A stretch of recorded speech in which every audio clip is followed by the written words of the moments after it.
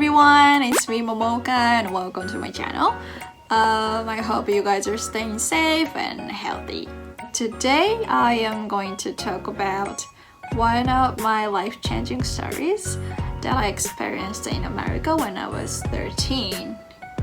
That was my first time to go abroad alone, and I thought that would be a good idea or a good topic to share with you guys, since a lot of people are learning English at home these days, and yeah, I hope you like it. Before I get into it, let me start with a little bit of my background. When I first learned English, I was only 2 or 3, I'm pretty not sure. I got asked my mom.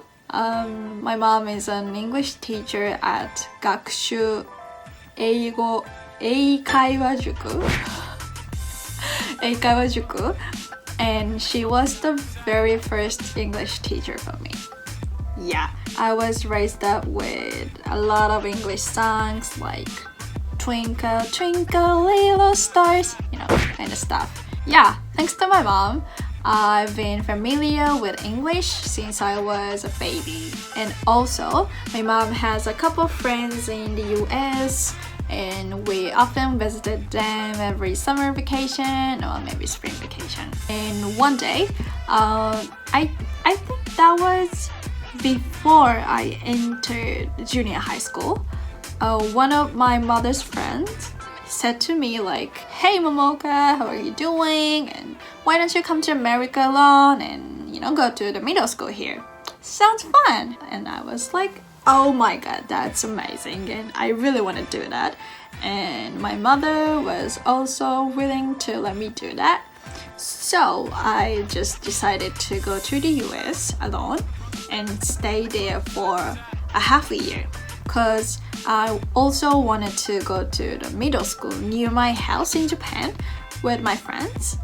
Once I decided to do that, my mom and her friends organized everything for me, and all I gotta do was just go. I was such a lucky girl. So right after I entered a junior high school in Japan and spent the very first semester there, I left Japan and I jumped into America alone, like boom. But actually I was not alone. Like, I stayed there with my mother's friends, and I stayed there safely and comfortably. Yeah. Also, that was not my first time to go there, so I was just excited, no anxious, and I just loved American life there, like pizza, you know, hamburgers, cheeseburgers, and I gained weight like 5 kilograms. One of my biggest challenge through this experience was to go to the public middle school there. Yeah, that was super challenging for me.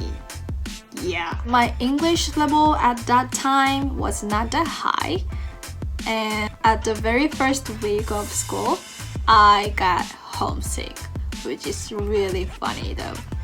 Yeah, so I entered middle school in the September, and I went into ESL class, which means like that class for non-native speakers. There were so many students from all over the world, like Norway, Tibet, Brazil, of course Japan, like everywhere. So it was a very international class, and the best part of it was, you know, we had our own languages each, but English was the only way to communicate with. So that was good for me to improve my English skills, and also that situation motivated me a lot. Like, it was really fun to communicate with people from all over the world, and I felt like I wanted to learn English more and more, to get to know new people from all over the world more and more. The first surprising thing for a 13-year-old girl raised up in Japan was that the teachers were drinking coffee during the class, and sometimes they gave us some candies or chocolate when we got correct answers. And I got really surprised because that situation never happens in Japan. And also, the students there were so active and talkative during the class. In Japan, when teachers ask some question to the students are like, a couple students raise their hands or sometimes nobody answers. But in America, otherwise, when teachers ask something to students are like, I think that's B because blah blah blah. No, I think that's C because blah blah blah. So, they are so into it. They are just trying to their opinions or their own ideas to the class, and I was really impressed by their positive attitude, and that made me more positive and active during the class. And I had a lot of friends from all over the world, which is the most valuable thing that I got through this experience. I heard a lot of stories or their cultural backgrounds, which were very respectable. That definitely changed my mind. They were so open and trying to express themselves. And one day we had a class that we had to tell our cultural backgrounds to the class. We had to share them and respect each other. So every story was very respectable, and I learned like 10 people, 10 colors, 10 people, 10 cultural backgrounds. We are so special and we are unique, so we should be proud of ourselves. Just be who you are and just show them what you are. Let's just respect ourselves and also each other.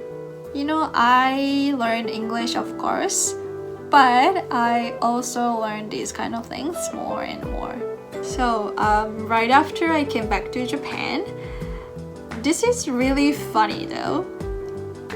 I quitted the brass band I belonged to, and I ran as a candidate for the vice president position in the school council to make school more fun, unique, and active. Yeah. Maybe I'll tell you this story someday because this is really fun. Yeah, I think that's all for my story today, but how was it? I hope you enjoyed. It's always fun to tell about this story. Yeah. So, I hope you enjoyed. And if you liked it, please thumbs up and don't forget to subscribe me. So stay home, stay healthy, and stay safe. Alright, I'll see you on my next video. Bye bye!